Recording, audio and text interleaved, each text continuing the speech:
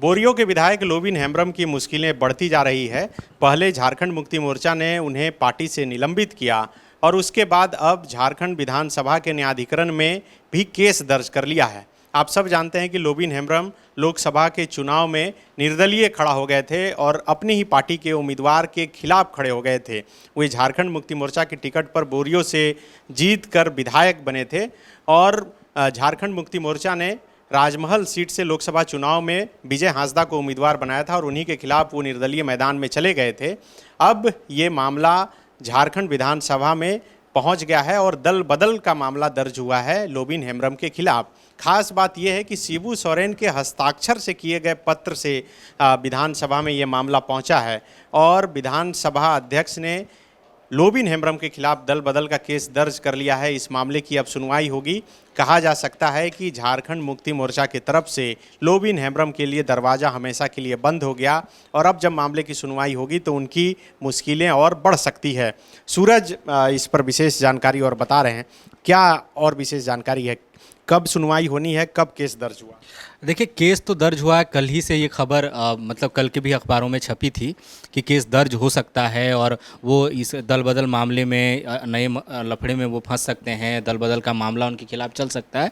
इसके बाद शिबू सोरेन के हस्ताक्षर से एक शिकायत जो है स्पीकर रविन्द्रनाथ महतो के न्यायाधिकरण में दर्ज कराई गई और उन पर दल बदल का मामला दर्ज है और उसमें जो दोनों पक्ष हैं, लोबिन हेम्ब्रम हैं और जो झारखंड मुक्ति मोर्चा है, दोनों से 5 जुलाई तक अपना पक्ष रखने को कहा गया है। स्पीकर न्यायाधिकरण में दोनों अपना अपना पक्ष रखेंगे और उस पक्ष में वो लोग क्या कहते हैं उसके आधार पर आगे सुनवाई शुरू हो जाएगी इसमें। और ये माना जा रहा था कि ऐसा होगा क्योंकि आप जानते हैं कि 2019 में वो झारखंड मुक्ति मोर्चा के सिंबल पर बोरियो विधानसभा से चुने गए थे और अब जब 2024 का चुनाव था तो वो पहले से ही कैंडिडेट के खिलाफ, जो विजय हांसदा हैं राजमहल संसदीय सीट से, उनके खिलाफ लगातार बयानबाजी कर रहे थे, कह रहे थे कि जनता में उनको लेकर नाराज़गी है और कैंडिडेट दूसरा देना चाहिए। और हालांकि वो तो दावा करते रहे कि उन्होंने पार्टी फोरम में बात रखी, लेकिन पार्टी की तरफ से इस बारे में कुछ स्पष्टीकरण नहीं आया।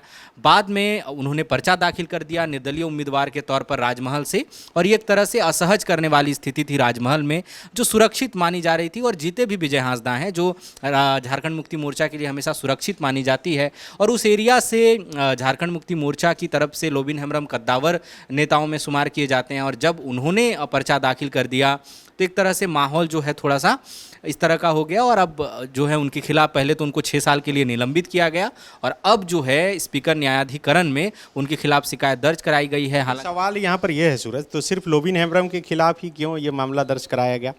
ये चमरा लिंडा भी चुनाव लड़े थे, सीता सोरेन भी, वो तो पार्टी ही बदल ली और फिर चुनाव लड़ी। देखिए, निश्चित तौर पर देखिए, सीता सोरेन ने इस्तीफा दे दिया था, बसंत लोंगा लड़े हैं, चमरा लिंडा लड़े हैं। कार्रवाई जो निलंबित करने वाली है वो तो हुई है।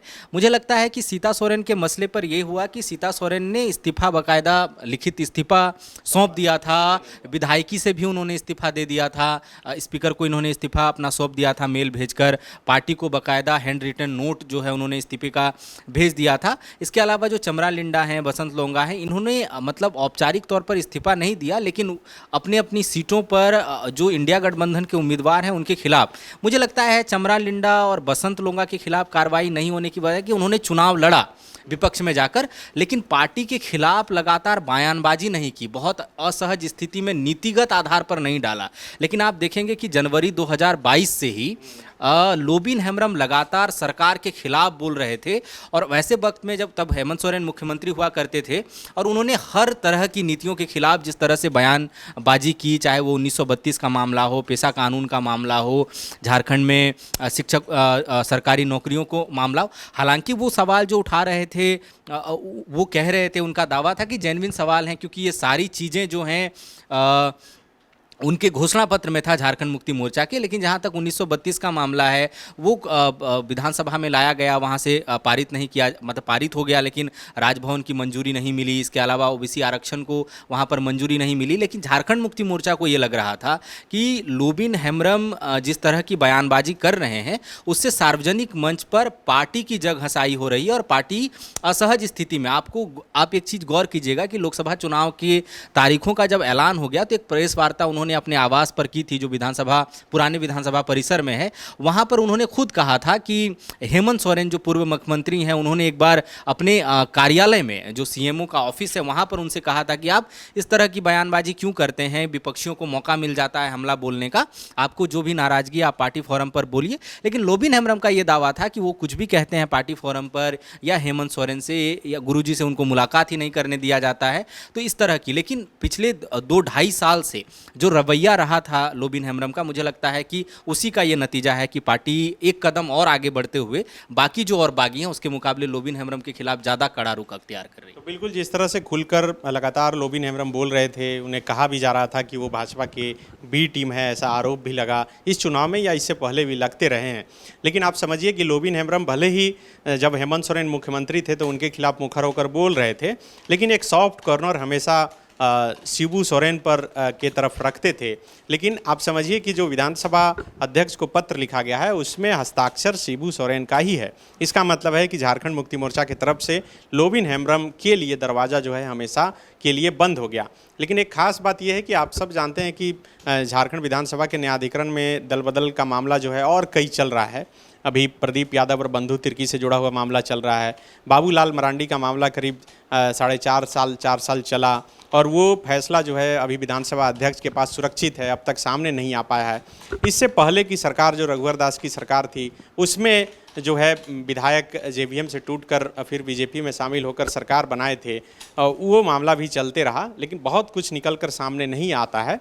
लेकिन देखना होगा कि अब जब केस दर्ज कर लिया गया है लोबिन हेम्ब्रम के खिलाफ, तब इनकी मुश्किलें कितनी बढ़ती है और लोबिन हेम्ब्रम का अगला स्टेप क्या होता है, क्योंकि वो बहुत मुखर होकर हमेशा से बोलते रहे हैं। अब उनका क्या कुछ बयान आता है, क्योंकि विधानसभा अब होना है और विधानसभा को लेकर ही सभी पार्टियां अपनी रणनीति बना रही है, तो लोबिन हेम्ब्रम किस रणनीति में फिट बैठते हैं ये भी देखना बड़ा दिलचस्प होगा। शुक्रिया।